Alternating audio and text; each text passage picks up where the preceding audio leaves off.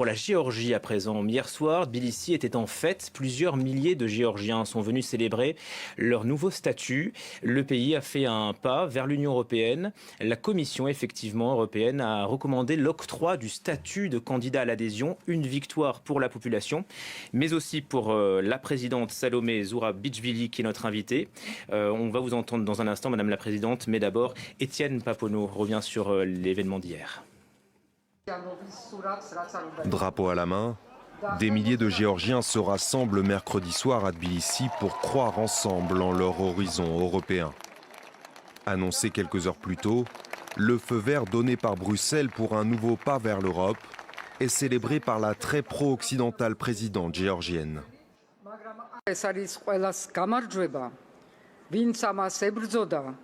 C'est une victoire pour tous ceux qui se sont battus pour cela, qui se sont battus pour que ce jour advienne. Aujourd'hui, ils se tiennent tous à nos côtés.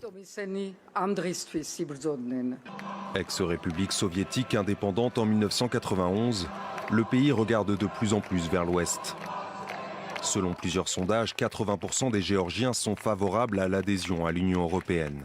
Je veux aller de l'avant, vers l'Europe, au lieu de retourner vers le passé sombre. Car l'Europe est pour moi une lumière. L'adhésion de la Géorgie offrira au pays davantage d'opportunités économiques, d'emplois et de perspectives de carrière. Ce qui, bien entendu, sera très bénéfique pour nous. Un attrait européen que tous ne partagent pas. Menacée de destitution par le Parlement en octobre dernier, la présidente Zourabichvili accuse le gouvernement de mener une politique pro-russe.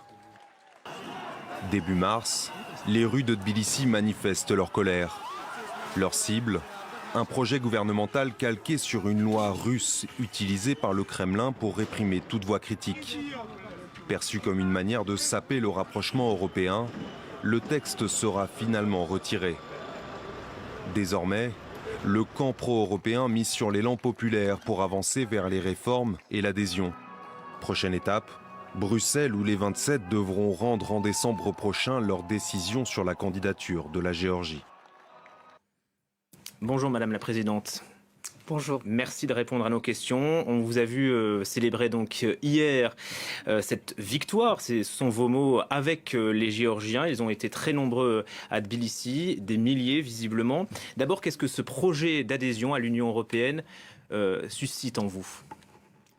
Ce projet, c'est une perspective et c'est pour la Géorgie la seule perspective de sécurité, de faire partie de cet ensemble européen de démocratie sans lequel la Géorgie sait qu'elle reste seule face à la Russie. Je crois qu'aujourd'hui, outre la démocratie et le partage des valeurs qu'elle a avec l'Europe, la vraie motivation de fond, c'est de savoir que la Géorgie n'a pas le droit de rester seule, isolée, dans un monde qui est de plus en plus turbulent et dans lequel la Russie a encore une fois montré et montre tous les jours en Ukraine combien elle reste impérialiste.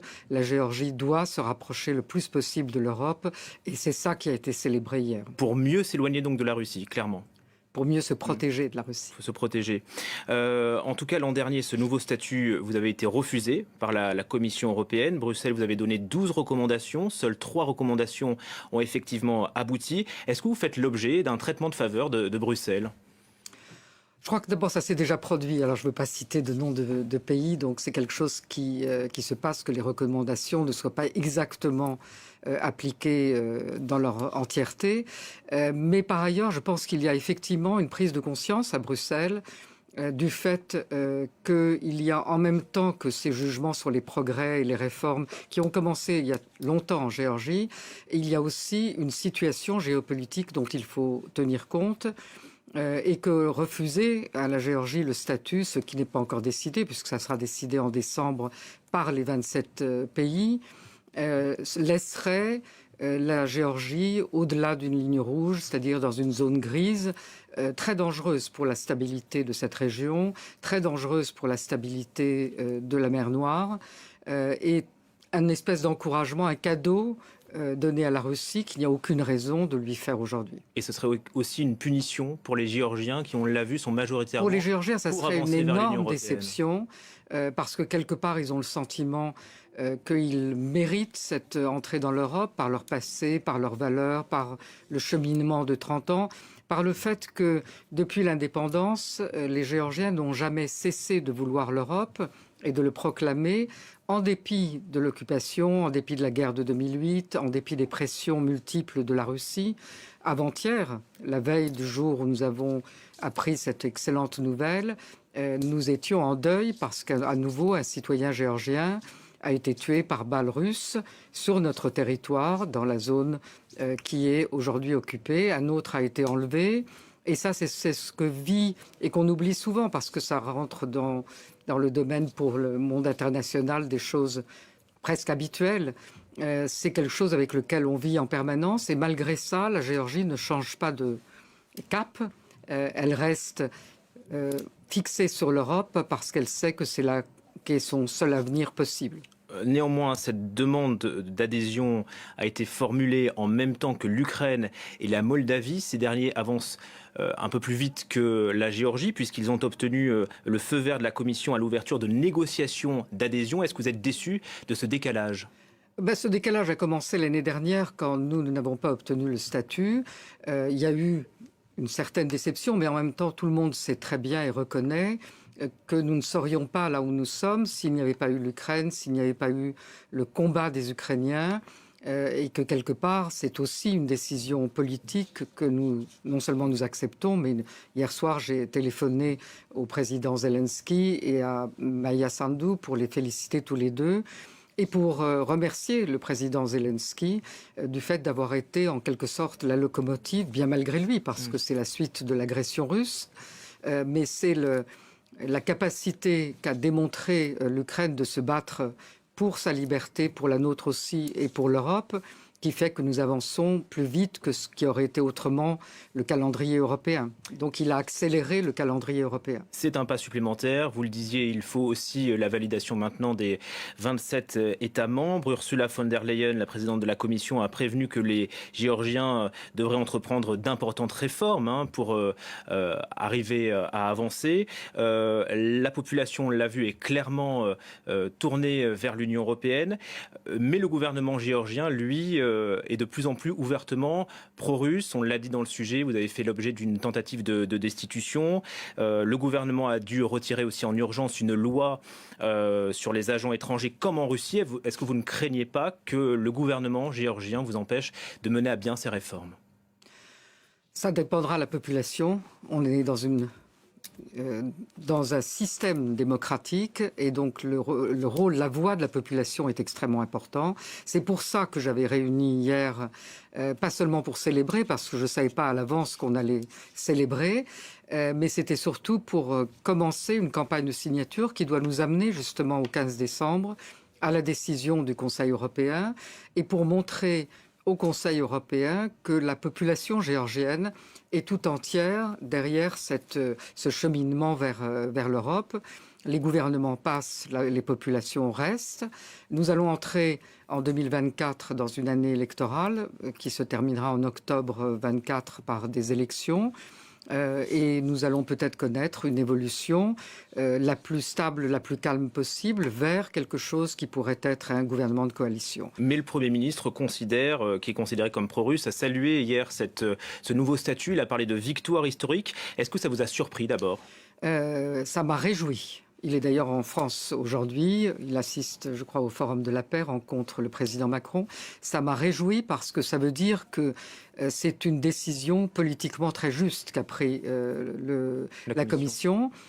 Parce que ça veut dire que ça force en quelque sorte la Géorgie dans toutes ses composantes politiques à s'aligner sur ce cap européen. Mais ce n'est pas un double langage. C'est pour ça que on verra, mais je pense que le statut que j'espère on va recevoir à la fin de l'année, va justement signifier non pas un statut donné à la Géorgie pour solde de tout compte, mais un statut avec strings attached et donc avec des liens plus forts avec l'Europe, un engagement plus fort de l'Europe. Il faut que l'Europe soit là avec nous et nous accompagne étape par étape vers la phase suivante, dont j'espère qu'elle sera, si nous avons des élections comme je les souhaite, démocratiques et qui me permettent une nouvelle coalition d'émerger. À ce moment-là, nous aurons réuni toutes les conditions pour nous aussi ouvrir les négociations d'adhésion. Donc nous avons 1 an de retard sur l'Ukraine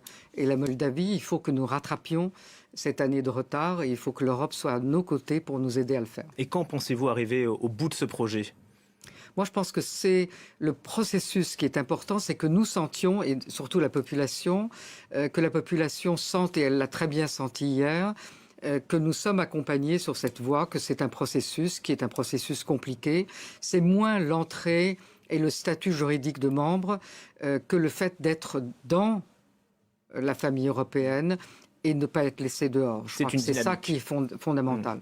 En tout cas, ce positionnement du gouvernement géorgien, positionnement pro-russe, peut-être a des effets aussi sur votre soutien à l'Ukraine, qui est en guerre contre la Russie. La Slovaquie, hier, de Robert Fico, qui est un Premier ministre pro-russe qui a été fraîchement élu, a coupé hier une livraison d'armes en Ukraine. Vous ne craignez pas que la Géorgie prenne le même chemin ? Nous n'avons pas ce genre de... Nous ne livrons pas d'armes à l'Ukraine pour des raisons évidentes qui sont que nous, dans la situation stratégique avec 2 territoires occupés de la Géorgie, il y a des choses qu'on ne peut pas se permettre. Et là-dessus, moi, je n'ai pas de position différente de celle du gouvernement. En revanche, je manifeste sans doute, et la population également, plus ouvertement la solidarité avec l'Ukraine, ce que je pense être indispensable, parce que nous avons la même histoire, le même passé, et je suis persuadée que nous avons le même futur en Europe. Donc cette solidarité est indispensable, et si vous venez à Tbilissi, vous verrez qu'elle est partout présente dans les rues de Tbilissi avec des drapeaux ukrainiens aussi nombreux que les drapeaux géorgiens ou européens. Madame la Présidente, vous êtes en France parce que vous participez au Paris Peace Forum. Quel est votre regard sur ce qui est en train de se passer en ce moment au Proche-Orient ? Est-ce que, par exemple, vous appelez à un cessez-le-feu sur Gaza ? Moi, je n'appelle à rien parce que ce n'est pas mon rôle. Je suis atterré par ce qui se passe parce que nous avons une solidarité séculaire avec Israël et nous comprenons très bien ce que Israël peut se sentir menacé et que la préservation de son territoire et de la souveraineté de ce territoire, c'est quelque chose de très important, que le terrorisme ne peut pas être autorisé. En même temps, la situation humanitaire que nous voyons aujourd'hui est une situation tragique, dramatique. Nous savons ce que ça veut dire que les situations dramatiques et je ne peux pas ne pas voir les enfants dans la situation que vous avez montrée maintenant et dont on voit tous les jours l'aggravation de cette situation. Donc je crois que tout le monde ensemble doit essayer de trouver une solution. Merci Madame la Présidente d'être venue sur France 24 aujourd'hui. 14h19, l'actualité en France, le nord du pays, toujours les pieds dans l'eau, le Nord-Pas-de-Calais repasse